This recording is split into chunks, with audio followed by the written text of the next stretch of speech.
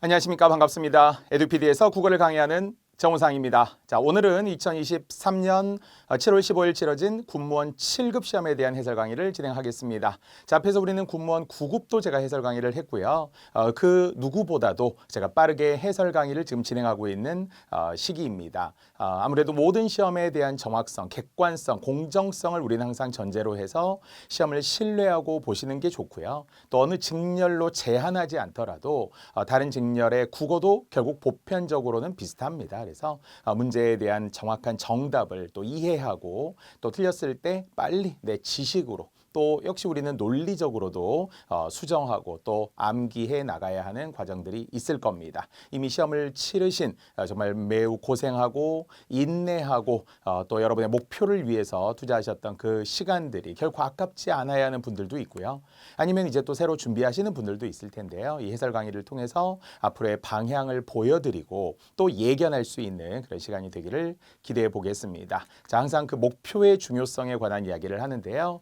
목표가 있다면 그 길을 밤새 걸어도 결코 지치지 않는다라고 제가 생각합니다. 뭐 우리가 힘들다 아니면 뭐 공부가 잘 안 된다 뭐 이런 거 분명히 있죠. 하지만 우리가 절대 목표에서 눈을 떼지 않고 우리가 무엇을 향해 가는지 우리의 열정이 어디에 방향에 있는지를 생각한다면 절대 힘들다, 지친다 아니면 뭐 외롭다 뭐 이런 감상적인 생각을 해서는 안 되는 거잖아요. 그래서 오늘도 그 목표를 향해 한 점을 향해 가는 시간이 되기를 바랍니다. 제가 9급 해설 때도 똑같이 이야기했는데요. 제가 서울의 서경대학교의 우리 군무원 시험장이었는데 당일에 직접 가서 뭐 매년 그렇듯이 우리 학생들을 마음으로 응원하고 또 제 제자분들 우리 7급 시험을 봤던 군사정보 제자분들도 이 서경대에서 많이 시험을 봤거든요. 그래서 직접 제가 만나 뵙지는 못했지만 뒤에서 격려하고 기도하고 그렇게 저도 왔습니다. 그런데 이날 당일에 뭐 전국 노동자 권리대회 이런 큰 어떤 그 시위가 있어서 서울 지역으로 본다면 경복궁, 광화문 이런 데 다 약간 길이 좀 차단되어 있었고요.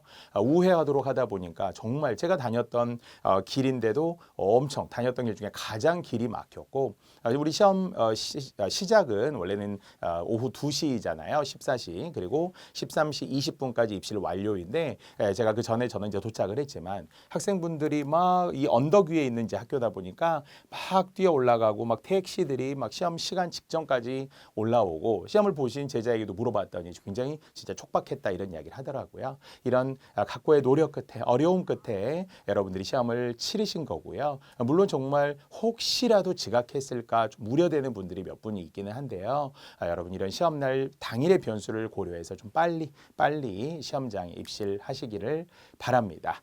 자, 역시 이번 군무원 시험의 결과 9급 때도 제가 해설을 이렇게 했기 때문에 혹시 앞에 보신 분들이라면 지금은 제가 좀 줄여 나갈 것이고요. 물론 이제 분명한 것은 선발 인원이 줄었다, 응시 인원도 줄었다라는 것은 이미 국방개혁 2.0에 의해 예견되어 있던 부분이고요. 아주 먼 옛날, 뭐 6년 전, 7년 전 이렇게 돌아가면은 그때와 비슷하거나 오히려 많이 선발하는 직렬도 있습니다. 하지만 분명한 거는 또 경쟁 중에 경쟁이요. 내가 어느 위치에 있는지 절대적이면 상대적인 위치를 파악하는 게 중요합니다. 실제 우리가 응시 인원을 전년도 기준으로 전년도에 6만 3천 명 정도였으니까 약 2만 뭐한 6천 명 정도가 줄어든 셈이라고 할 수 있고요. 전체 선발 인원도 전년도를 기준으로 약 5,200명 정도였으니까 지금은 3,600명이라서 지금 많이 줄었다라고 할 수 있는 건 맞아요. 한 1,400명 정도 이상이 좀 줄었다라는 건 맞긴 한데 그러나 또 실질 경쟁률 또 평균 경쟁률로 따지면 결국 같이 줄어든 거잖아요. 전체 응시 인원도 줄었고 선발 인원도 줄었다라는 거는 오히려 경쟁률이 내려간 거예요. 전체 평균으로 따지면 10명 중에 1명. 다만 역시 과락이나 아니면 응시율을 기준으로 본다면 실질 경쟁률은 약 6대 1 정도이기 때문에 충분히 가능하다. 6명 중에 1명이라고 하면 좀 압박감이 있지만 60명 중에 10명이 되고 600명 중에 100명이 되는 시험이잖아요. 그래서 여러분들이 골고루 균형 있는 점수 확보하고 특히 국어에서 좀 더 선도적으로 앞장서게 되면 다른 과목들을 상쇄할 수 있는 그런 점수, 평균 점수가 나오니까요. 그래서 여러분들이 국어에 좀 더 몰입하시면 좋지 않을까 생각합니다. 자, 7급 채용 인원도 마찬가지로 이제 전년도에 사실은 상당히 많이 뽑았잖아요. 1,200명 정도. 그렇게 보면 절반 이상이 좀 준 셈이기는 하지만 멀리 갔을 때 진짜 군무원 7급 막 50명, 100명 뽑을 때도 있었거든요. 그런 거에 비해서 보자면 아직도 기회가 있다. 물론 이제 9급보다는 확실히 이제 좀 적죠. 그러나 7급은 또 그들만의 경쟁, 또 7급 시험을 준비하신 분들의 경쟁이기 때문에 우리가 조금 더 투자해서 세 과목에 플러스 하나, 물론 이제 우리가 경제를 선택하시는 분들도 있을 거고 특수 직렬도 우리 46개 직렬이다 보니까 특수 직렬의 과목들도 추가로 있을 겁니다. 자, 9급과 비교한다면 9급은 3천여 명, 아까 7급은 466명을 이제 선발한 시험이 되었고요. 자, 어쨌든 앞으로도 마찬가지입니다. 분명 조금 더 줄어들 가능성은 있는데요. 여러분이 이미 공부하고 있는 분들, 그리고 나는 7급을 목표로 한다 이런 분들이라면 또 그들 안의 경쟁이라서 그래도 흔들림 없이 선발 인원과 상관없이 누군가는 합격하고 바로 여러분이겠죠. 여러분들이 합격할 수 있고 또 누군가는 떨어질 수 있으니까 분명 의식하지 말고 막 흔들리지 말고 도전하셨으면 좋겠습니다. 자, 우리 국어와 관련된 10가지 출제 경향들 군무원 9급 시험에도 동일하게 이야기했고요. 비문학과 문학과 그리고 어문 규정의 빅3 우리 군무원 시험에 가장 많이 나오는 물론 그 이외에도 문법 어휘. 사실은 근본적으로는 어휘 문제가 이번 시험에도 역시 9급, 7급 모두 합쳐서 상당히 많이 출제되었어요. 그래서 어문 규정도 10문제, 최대 10문제, 5문제씩 지금 출제되었고요. 표면적으로는 두세 문제씩 나오긴 했지만 그러나 그 숨어있는 어휘 문제가 굉장히 많아요. 고유어도 있고요. 한자어도 있고요. 괄호에 대한 빈칸 추론 형태들도 있었어요. 자, 그 외에도 반드시 출제된 한자성어, 한자 계열에서 이제 변별력이 역시 절대적으로 또 확보가 된다고 볼 수 있고요. 어법 쓰기, 토론, 토의, 속담, 뭐 이번 9급 시험에도 속담이 그리고 또 우리 7급 시험에도 이번에 의문론과 관련된 문제가 출제되었으니까 한 문제 정도도 우리가 결코 소홀히 하지 않아야 합니다. 자, 사실은 이제 우리가 군무원 시험 기준으로 2020년 이제 공개된 이후 최근 4개년인데요. 그러면은 최대 우리 25문제씩 포함하여서 9급, 7급 포함하면은 한 200문제 정도가 지금 이제 확보가 되는 거죠. 1년에 50문제니까요. 자, 그래서 이제 그 전체 객관적인 200문제를 쭉 이렇게 기존에 출제되었던 흐름들을 보니 역시 빅3, 비문학, 문학, 어문 규정의 비중이 가장 높았고요. 나머지 어휘, 한자, 또 문법을 세분화했을 때는 군무원에서 문장과 관련된 바로 이 통사론이죠. 문장 성분이나 문장의 짜임. 이번 7급 시험에도 나왔던 상대 높임법 포함한 이 높임 표현들, 또 사동, 피동 이런 거 이제 우리 군무원 시험이 좋아하고요. 자, 품사도 거의 빠짐없이 나왔다고 봐야 되겠죠. 이번 역시 우리 동사, 형용사를 물었던 문제가 9급 시험에 또 출제되었던 바, 또 전년도 우리 7급 시험에는 품사만 3문제나 나오기도 했었거든요. 그래서 품사도 최대 8문제. 자, 한자성어 역시 반드시 또 단어와 관련된 오늘 우리 7급 시험에도 접사 또는 어근과 관련된 명사 또 의존명사와 관련된 한자 표기도 있었는데요. 이런 단어의 형성 방법들 역시 군무원 좋아합니다. 단일어, 복합어, 합성어, 파생어와 관련된 이야기 또 의미론 또 의문 이야기가 이번 7급 시험에도 또 이미 3년 전 7급 시험에도 자음 체계와 관련해서 출제되기도 했었죠. 자, 아까 우리 덜 나오는 부분도 분명히 있습니다만 이 두 문제 한 문제도 또 소홀히 하지 않아야 할 국어의 전 범위에 들어갑니다. 그래서 기본에 충실해야 한다는 것이고요. 자, 이번 7급 시험을 기준으로 최근 시험들 한 4개년을 모두 묶어서 보았더니 자, 7급과 9급에 큰 차이 없는 평행이론. 다만 역시 7급 시험은 누적된 바에 의하면 아무래도 한자가 한 문제라도 좀 더 나오던 추세가 있고요. 또 실제 국가직 피셋 바로 7급 시험에 피셋형 논리적이고 추론적인 문제가 나오지 않을까 같은 7급이기 때문에 이렇게 기대를 했지만 이번 시험은 오히려 과거의 단순 암기 단순 지식 문제, 단순 어문 규정 문제들이 좀 많아서 학생들이 당황하기도 했어요. 뭐 어려워서라기보다는 문제 유형이 오히려 과거로 회귀한 것 같다. 잠시 후에 또 분석해 드릴 겁니다. 자, 이번에는 문학과 비문학이 바뀌었어요. 물론 예로부터 문학도 분명 7급 시험이 중요했지만 전년도 기준으로는 비문학, 9급도 그렇듯이 비문학의 강세가 일단 먼저야 되는데 이번에는 문학이 8문제 나왔어요.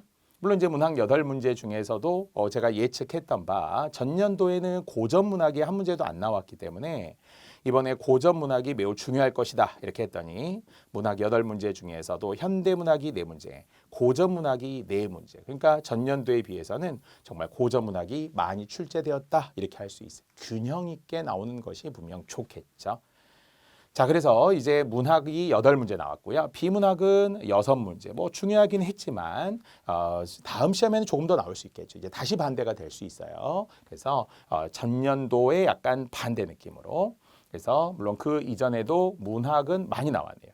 비문학보다 더 많이 나왔다. 2년 전. 그래서 시험 출제진 저도 그렇습니다만 제가 작년도 문제 물론 중요합니다. 그런데 그 이전 즉 2년 전 문제도 주목해 보세요. 제가 이렇게 해요. 왜냐하면 대부분이 작년 문제만 많이 푸시거든요. 그래서 좀 누적된 특히 공식적으로 공개된 시험인 2020부터 잘 보시면 좋습니다. 그래서 우리도 역시 군기 확실이라고 하는 군무원 기출 문제 또는 역시 거기에 더하여서 확인 문제들 예상 문제들 이렇게 제가 더 집중적으로 해놓은 강의가 따로 있기도 합니다. 자, 어문 규정도 안 나오던 때에 비하면 많이 나왔고요. 물론 2년 전으로 돌아간다면 그때도 많이 나왔네요. 그래서 어문 규정 사라질까요? 적게 나올까요? 그렇지 않습니다. 여전히 중요하더라. 9급도 5문제, 7급도 5문제. 이번에도 우리는 1번부터 시작되는 표준어, 그중에 복수 표준어 이야기도 있었고요. 또는 역시 7급 시험, 9급 시험 통틀어서 우리는 외래어 로마자가 모두 나왔죠. 9급에는 로마자가, 우리 7급에는 외래어 표기법이. 또 우리 많이 강조하던 의와 관련된 발음, 민주주의의 의하던 그 의 발음 이야기도 이번 시험에 출제되었고요. 그래서 어문 규정도 거듭 기본 중에 기본이다. 외울 건 외우고 이해할 건 이해해야 한다. 이제 근본적인 것은 똑같습니다. 자, 문법이 물론 안 나올 때도 있었어 2년 전에는. 그러나 2문제 5문제, 그러니까 전년도에 너무 많이 나왔죠. 요즘에 문법 이렇게 5문제까지 잘 안 나오거든요. 그래서 오히려 적절히 자리 잡았다. 즉 7급도 문법이 2문제, 9급도 문법이 2문제 정도 나왔어요. 자, 그래서 역시 9급 7급 합쳤을 때는 품사 아니면은 역시 통사론과 관련된 이번 시험에는 높임법이 나왔고요. 다음 시험에는 군무원이 좋아하는 문장 성분, 또 문장의 짜인 부분이 출제될 수 있고요. 단어의 형성 방법도 출제되었고요. 자, 이렇게 우리는 국어의 문법 절대 배제하지 않아야 합니다. 자, 나머지 어휘. 물론 어휘가 공식적으로는 한 문제기는 하지만 비문학 속의 어휘, 문학 속의 어휘, 또 숨어있는 어휘 이런 거 포함하면 소설 속의 어휘 이런 거 포함하면 분명히 어휘 문제는 한 문제 이상의 가치라고 할 수 있습니다. 자, 한자성어 역시 한자 포함해서 무조건 한 문제, 사실 거의 기존에는 2문제, 3문제까지 나오던 적이 있었잖아요. 우리 7급 시험에서. 그래서 이번에 한 문제 나왔지만 다음 시험은 또 2문제 이상 나올 수 있습니다. 7급의 변별력 확보를 위해 고위공직자로 가는 7급 시험에서 한자는 분명 필요하니까요. 자, 의문론도 3년 만에 다시 출제되었어요. 그래서 출제되지 않는 것이 아니에요. 우리가 뭐 작년 안 나왔다, 재작년 안 나왔다 그래서 그것만 가지고 안 나올 거다 이렇게 쉽게 예측하고 뺄셈 공부하면 안 됩니다. 하나라도 더 해놔야죠.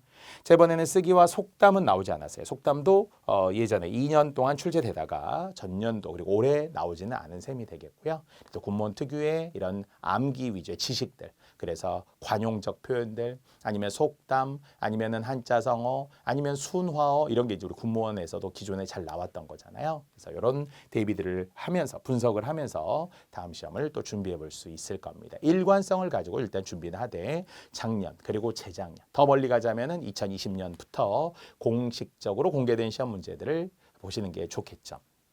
자, 9급 시험은 역시 아까 7급과 거의 평행 이론이라고 했는데요. 한 문제 정도 차이가 있어요. 아까 7급은 문학이 8문제였잖아요. 여기는 지금 7문제가 나왔고요. 비문학 같습니다. 어문 규정 같고요. 어휘도 한 문제라고 했지만 사실은 거의 2문제 같은 한 문제예요. 문법 2문제 같고요. 한자성어 한자까지 같습니다. 속담은 7급은 나오진 않았지만 9급은 한 문제. 이렇게 보면은 이제는 9급과 7급에 큰 차이가 없다는 거예요. 선생님 저 군무원 9급 할까요? 7급 할까요? 할 수 있으면 7급 하시면 더 좋죠. 물론 선발 인원 때문에 고민을 하지만 나는 고위공직자 한 1년 이상 나는 공부할 수 있다. 충분히 그렇게 여력이 있다. 이러신 분들은 7급을 하는 게 뭐 좋겠지만 일단 가깝게 9급부터 되고 나서 이렇게 할 수도 있잖아요. 그래서 국어로 보자면은 큰 차이는 없다. 그러니까 괜히 7급용 국어에 대해 고민하고 뭐 9급용 국어는 이렇게 다를 것이다. 이런 고민에 대한 걱정에 대한 분리성으로 할 필요는 없습니다. 자, 이렇게 이제 우리는 각각 분석을 했고요. 자, 결론적으로 이번 7급 시험의 총평의 첫 번째로 제가 꼽은 것은 출제진이 누구냐라는 거예요. 출제진이 누구냐. 실제 7급 시험을 본 제자도 똑같은 이야기를 했는데요. 문제지를 보면서 좀 의아했다는 거예요. 이번엔 이제 7쪽으로 돼 있어요. 물론 이제 9급은 6쪽이니까 7급은 아무래도 한 페이지가 더 많았다는 거잖아요. 뭔가 지문이 조금 더 길고 그런데 비해서 너무 막 어떤 사고적이고 고차원적인 그런 문제, 논리적인 문제 이런 게 거의 보이지 않았고요. 지문이 길었지만 900자에서 이번에 1000자 정도 길이었는데 긴 지문은 그런데 문제들이 이상해요.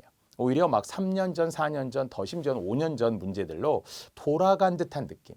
이것이 결코 앞으로의 경향과 일치한다라고 말하기 어렵습니다. 그래서 학생들이 좀 당황한 거죠.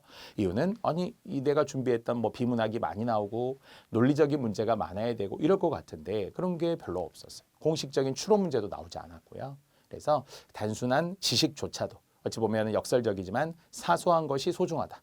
사소하지만 그 사소한 지엽적인 것이 결국 우리 이번 군무원 시험에도 예로부터 군무원 특유의 지엽적 문제 이런 말을 하는데 이번에 또 그렇게 출제됐다라고 할 수 있습니다. 예전 군무원 문제 유형으로 회귀한 것 같다라고 해서 조금 아쉬운 시험이 아니었나라고 생각을 하고요.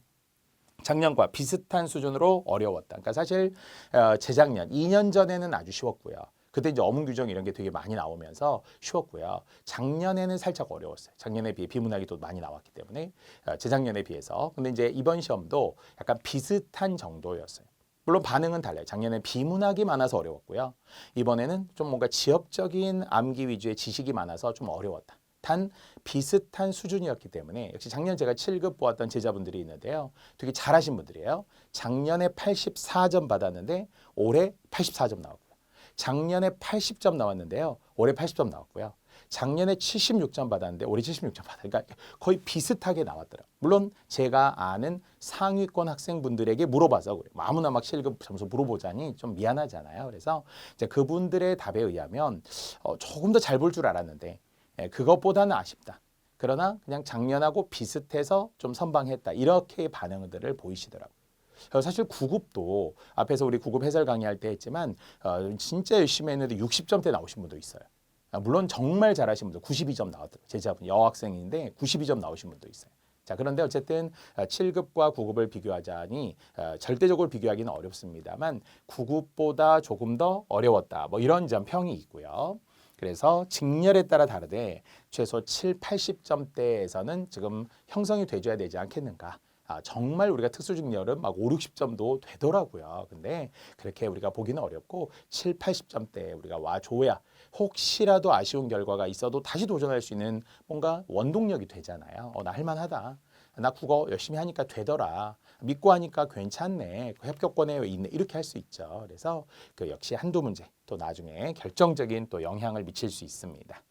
암기 위주의 지식 문제가 뜻밖의 많았어요. 뜻밖이라는 것은 2023년 상반기에 치러진 국가직 지방직과 유형이 달랐다는 거예요. 원래는 보편화될 것으로 예상을 했거든요. 특히나 공개가 되면서 전년도도 그런 측면이 있었어요. 그런데 이제는 또 국가직 지방직과 또 다른 옛날 유형으로 다시 나온 거예요. 그래서 지식은 지식대로 군무원의 특수성상 또 당연히 이해죠. 비문학도 문학도 객관적으로 이해하고 잘 알아서 받아들이는 이제 그런 이해 공부가 필요하더라라는 거예요. 자, 비문학이 6문제. 이제 전년도에 비해서는 문제 수가 분명 한 문제 줄었지만 그래도 나올 만한 비문학은 거의 출제되었어요. 이해, 주제, 핵심구, 일치, 괄호. 물론 이제 괄호 넣기라는 것도 흔히 우리가 이제 빈칸 추론이다 이런 말을 국어 또는 영어에서도 쓰듯이 앞뒤 문맥을 통해서 확인해야 되는 문제들이 피셋도 잘 나오는데요. 이번 군무원 7급 시험에도 출제되었고 또 설명 방법들, 문답법도 존재했습니다만 표현법과 관련하되 또 그 이외에도 우리는 정의 같은 거. 다만 유추 이런 건 이제 없었던 설명 방식 문제도 있었고요. 자, 최대 길이는 1000자였어요. 그러니까 이제 우리 9급 시험에서는 이번에 최대 길이가 1300자까지 긴 지문이 있었고 다만 이번에는 물론 제일 뒤에 있던 소설 채만식의 논이야기도 있었고요. 그 앞 지문도 있었죠. 이제 9급에서는 챗 GPT 지문이 가장 이제 길었다고 할 수 있는데 그렇다면 우리는 900자에서 1000자 정도까지는 우리가 대비를 하시고 평소에 제가 여러분에게 비문학이나 아니면 이렇게 문제 풀 때 결국은 대략 한 1000자 정도 지문을 제일 최대 지문으로 많이 설명을 했었거든요. 더 길어지진 않을 것이다 라고 예상이 됩니다. 자, 역시 한자 어휘 필수고요. 제가 역시 군무원은 반드시 뭔가 사전 관련 예가 나오는데 이번에도 공식적으로는 사전 언급이 한 문제가 있었고요. 비공식적으로 포함하면 세 문제 이상이 기본 어휘 문제였다라고도 할 수 있습니다. 자, 고난도 문제도 역시 문학도 지금 특히 한생원이 나왔던 천만식의 논이야기 부분들도 있었고요. 또 사이사이에 숨어 있었던 물론 시, 이육사의 시는 쉬웠습니다만 그래도 뭐 문학을 통해서 한자성어가 나오기도 하고 문학 속에 어휘도 있기도 하고 이제 그랬던 거죠. 자, 여전히 모든 시험이 그렇듯이 쉬운 문제와 어려운 문제가 뚜렷이 구별된 시험이었다. 항상 우리는 최소한 70, 30 법칙, 70은 그래도 쉽다라고 생각해야 되고 30 정도. 그래서 쉬운 문제는 정말 딱 보고 바로 답이 나와요. 실수가 없어야 되고요. 선택할 때 결정적 선택 잘 하셔야 하고요. 다만 이제 어려운 문제가 있을 때 정말 둘 중에 하나 다시 봐야 되고 백지 상태에서 보고 문제부터 다시 보고 지문 놓친 거 없는지 선지도 끊어가면서 논리적으로 잘 읽어야만 그게 이제 고득점이 되는 거죠. 쉬운 문제는 빠르게, 어려운 문제는 최대한 집중하고 두 번 볼 수 있어야 한다는 겁니다. 자, 네모라는 것은 이제 결국 박스형 문제죠. 그냥 단편적으로 보고 풀 수 있는 문제. 우리 1번 같은 문제, 복수표준 아닌 것은 이런 거는 그냥 단편적인 거예요. 그런 문제가 6문제였다는 거고요. 이번에는 네모가 19문제. 물론 이제 19문제에는 세트형 문제도 있었어요. 한 지문에 2문제, 한 지문에 2문제 이렇게 해서 2개가, 총 4문제가 한 지문 안에 이제 있기도 했는데요. 자, 반면에 이제 어쨌든 구급 시험도 18문제가 네모였으니까 비슷하다는 거예요. 구급 7급의 평행 이론이라고 이야기했던 것처럼. 자, 그래서 시간에 문제가 있을 수 있지만 이번에는 전년도와는 좀 다른 반응. 전년도에는 비문학이 많아서 읽는데 조금 시간이 오래 걸렸다라고. 이번에는 그냥 단편적인데 좀 헷갈린 거예요. 풀 때는 좀 무난하게 푼 거예요. 왜냐면 찍을 수 있으니까요. 근데 채점을 해보니 의외로 많이 틀렸더라. 이렇게 반응들이 9급도 7급도 있었던 거죠. 자, 분명한 건 우리는 이 강의가 이번 시험을 보신 분들을 위해서도 있지만 다음 시험을 위해서 미래를 좀 예견하고 예측하고 해안을 갖고 이제 보려고 하는 건데요. 올해 나오지 않은 부분이 있어요. 꼭 나왔어야 하는데 나오지 않은 부분들이 있습니다. 물론 대표적으로 문학 중에는 가사 작품, 물론 이번 7급에는 순서처럼 3인곡이 활용되긴 했는데 가사 중에 나올 것 같은데 안 나왔던 게 있고요. 아니면 이제 문법 중에서도 이제 작년에 세 문제 나오고 올해 안 나온 게 뭐라고 했죠? 품사. 품사가 나오지 않았고요. 아니면은 또 역시 문장의 짜임들, 혼문장, 겹문장 작년에 나왔기 때문에 올해 또 안 나온 거거든요. 이제 이렇게 우리는 작년 시험 또 재작년 시험을 비교해 보면서 시험에 출제될 것으로 보이는 거 분명히 있습니다. 비문학 오히려 내년에는 더 강화될 거예요. 올해 문학이 먼저 가장 많이 나왔다면 내년에는 비문학이 가장 많이 나올 것으로 생각이 됩니다. 자, 이런 흐름들을 잘 고려해 보면 되고요. 자, 놀랍게도 이번에 정말 100% 적중이라는 9급 때도 이야기했지만 100% 적중이라고 할 만한 문제가 놀랍게 2문제. 물론 그 이상의 문제도 뭐 다 우리 국어에서 배운 거긴 하지만 100% 적중을 한번 볼게요. 자, 이번 우리 7급 시험에 문제 2번에 출제되었던 뭐 회사 측은 뭐 이렇게 언론에 보도된 뭐 전부 말했다라는 지금 단어. 한자의 형태로 나왔잖아요. 그러니까 도금은 필수고요. 그리고 이제 한자어를 읽어서 문맥에 맞게 괄호에 넣는 거죠. 또 그는 국회에서 뭐 어떻게 했고요. 피의자는 검사에게 뭐 했어요. 이제 법률에서 쓰인 어떤 용어가 나온 거죠. 자, 그래서 바로 떠오르는 단어 사실과 다르다고 회사 측은 어떻게 했어요? 풀어서 밝힌 거죠. 해명한 거죠. 우리도 입장을 해명한다 하잖아요. 아니에요. 그게 아니고요. 사실은요. 해명이죠. 해명이 들어가는 유일한 1번이라서 정답은 쉬웠어요. 자, 물론 두 번째 그는 국회에서 발언을 했다는 거죠. 별발, 말, 언, 말씀, 언이기 때문에 말을 한 거죠. 자, 특히 세 번째가 아까 법률, 검사에게 어떻게 했죠? 법정에서 진술했어요. 진술을 거부할 권리도 있어요. 미란다의 원칙 이런 것들이 있잖아요.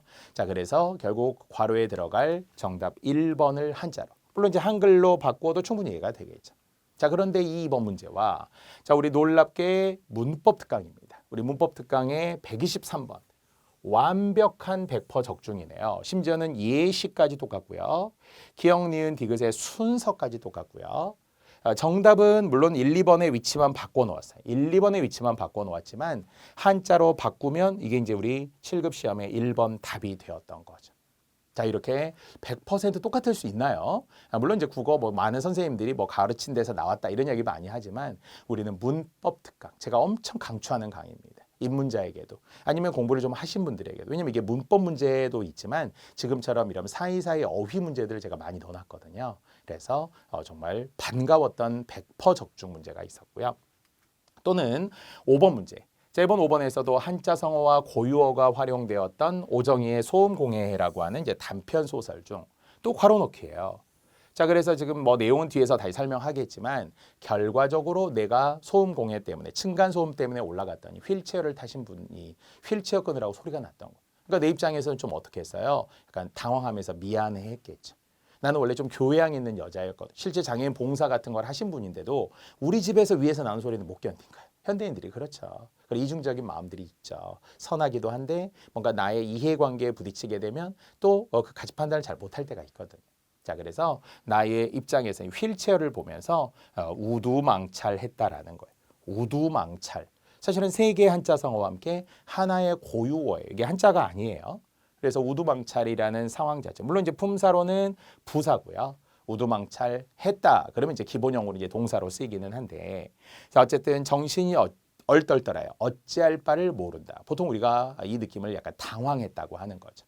그런데 이 우두망찰이라는 말이 놀랍게 우리 600제 문제에 있어요. 그중에 단원별 300제, 동형 300제 이렇게 있는데 단원별 300제 중 190번입니다. 정확하게 제가 출처를 밝혀드리는 거예요. 190번의 사전적 의미 문제 중 여기 우두망찰이 있었네요. 우두망찰 서 있었다라는 거. 아까 어떻게 서 있었다고 했죠? 당황해서. 얼떨떨하여 어찌할 바를 모르고 똑같이 나와 있네요. 갑작스러운 일로 얼떨떨하여 어찌할 바를 모른다라는. 물론 이제 정답은 여기에 다른 거에서 헛헛하다였지만 지금 우리는 이 우두망찰이라는 단어가 7급의 정답이었잖아요. 그리고 우리 문제집에 이미 선제에 있었잖아요. 그래서 100% 적중이다 이렇게 말하고 싶습니다. 자, 물론 그 이외에도 이제 더 적중 관련 문제들은 제가 소개해 드리겠지만 이렇게 가까이에 있다. 배우면 나온다라는 확신을 드리고 싶었어요.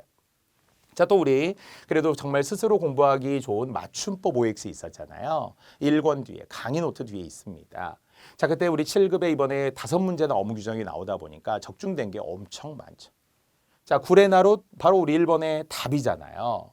싹둑 싹둑 마시죠. 깍두기. 한글 맞춤법 제5항에 의하면 기역 비읍 받침 다음에 나오는 된 소리는 된 소리로 표기하지 않았다. 한 단어 안에서 싹둑만 놓고 깍두기만 먹고 우리가 엄청 많이 했었어요. 또 띄어쓰기 는커녕의 보조사, 리을뿐더러의 10대 특수어미, 또 외래어 표기법의 윈도, 커튼, 퓨즈 이런 거 다 실제 우리 OX에 있었던 거네요. 4개 중에 3개가 지금 여기에 나왔고요. 또 우리 표준 발음과 관련하여서 둘째 음절 이하의 의는 의로 발음하는 것이 원칙, 이로 발음하는 게 허용. 자음 플러스 의는 100% 이로만 발음하던 역시 관형격 조사 의는 의가 원칙, 애가 허용이었죠. 자, 이런 정도로 우리는 표준 발음까지도 이번 시험에 나온 거와 거의 같습니다. 가까이에 있습니다. 조금만 손만 뻗으면 좀 멀리 뻗어도 돼요. 듣기만 해도 돼요. 우리 국어는 뭐 어디 가서 막 찾아가지고 연구하고 도서관 가서 막 뒤져보고 이런 게 아니잖아요. 강의 듣고 외우고 또 정말 우리가 들으면 듣는 대로 조금 더 귀가 좀 고급스러워진. 저게 맞는 거구나. 선생님 저렇게 이야기하셨으니까 들은 대로 내가 그대로 습득하시면 되는 거예요. 자, 이렇게 적중 또는 뭐 관련 이야기들이 앞으로도 많이 나올 겁니다. 자, 물론 9급도 아픈 데에 띄어쓰기. 어문규정 부기가 빠진다. 붓는 증세와 관련된 부기. 이걸 붓기라고 하면 안 돼요. 또 이번에는 로마자 표기와 관련된 9급의 의정부 시가. 종로 이가의 노로 발음의 변화 반영하고 숫자의 괄호 붙임표에 바로 행정구역이다. 길과 관련된 붙임표 말이죠. 또는 칠칠하지 못한 것이 부정적이죠. 이것이 칠칠 맞지 못한 게 부정적이죠. 우리는 칠칠하지였지만 시험에는 칠칠 맞지였지만 모두 못하다와 함께 써야 부정적. 바꿔 말하면 너 이렇게 칠칠하니 이렇게 부정적으로 쓰면 안 된다는 거예요. 너 이렇게 칠칠 맞니? 이거 부정적인 거 아니에요. 칠칠 맞지 못한 거.